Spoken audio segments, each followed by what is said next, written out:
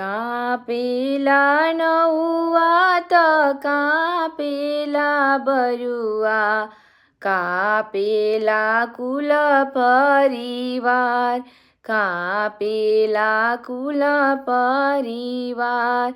जंगिया पर धियवाले कापेले कवन पापा, कैसे करबो धियवा दान।